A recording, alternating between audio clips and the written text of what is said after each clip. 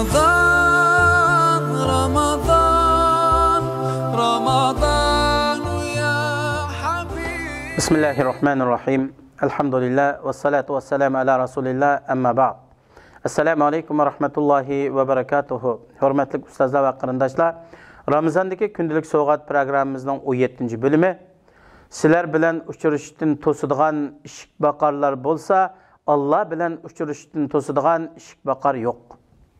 Allah Taala mundaq deydi: "Kayfa yahdillahu qauman kafaru ba'da imanihim ve shahidu anna ar-rasula haqqun ve ja'ahumul bayyinat vallahu la yahdil qaumaz zalimin."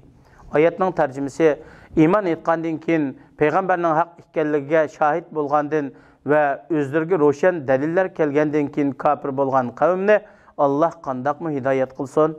Allah zalim qavmni hidoyat qilmaydi. Ali İmran suresi 86. ayet.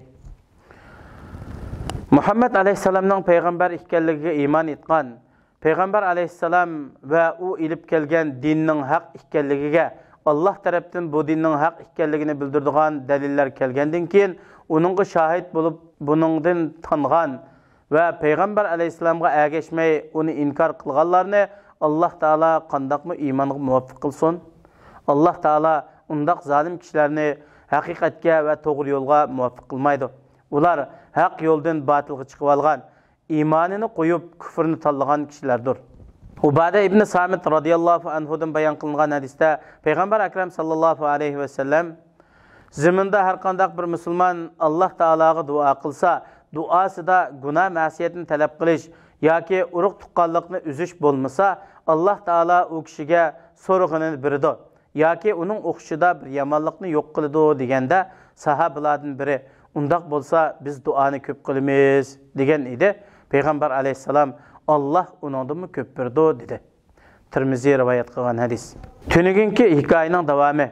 Orolni ko'rib, podshoh bu ahvollarni ko'rgandan keyin shaharga qaytib, kuchlik qobil xizmatchidan yuzni ilib orolga kelib, ularni orolni pokizlab, ilgirki podshohlarning, hayvonotlarning jasadlarini ko'mib, daraxtlarning butoqlarini kesib, atrofni tuzashtirib qaytib ketibdi.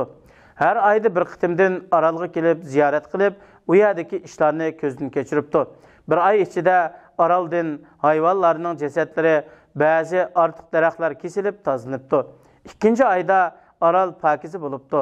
Shuning bilan podshoh xizmatchilarni orol atrofiga ko'chat tikib, bog' bino qilishga, shundaqla foydali bo'lgan to'xu, o'rdak, g'oz, qo'y, o'chka, kala degandek uy hayvonlarini boqishga buyuribdi.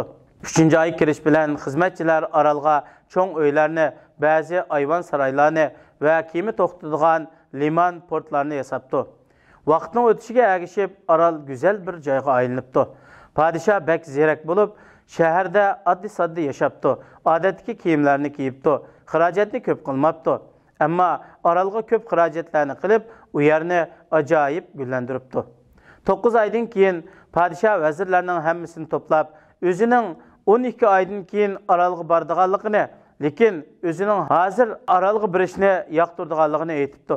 Lekin vazirlar bu fikrni rad qilib, qoida bo'yicha 12 oy to'lgan vaqtida birish kerakligini aytibdi.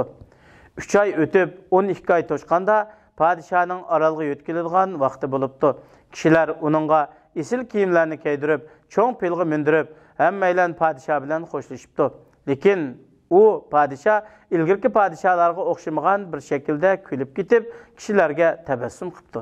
Kishilar buning sababini so'raganda, podshoh hikmat bilan mundaq debdi: "Kichik bola dunyoga kelganda yig'lab keladi, ammo atrofdagilar kulib ketadi. Sen bu dunyoda ko'rganingdek yashag'in, o'lim kelgicha amal qilgin. Shundaq qilganda atrofingdagilar yig'laganda sen kulasan." İlgirki podshohlar hukm surgan davrida o'zining kundalik turmushi bilan mashg'ul bo'lgan edi. Ammo men kelgusini fikr qilib, shuning uchun plan tuzdim. Orolni tuzashtirib, gullantirdim. Hozir orol kichik bir bog'chaga aylandi. Men qolgan hayotimni bu yerda xotirjam o'tkazishim mumkin.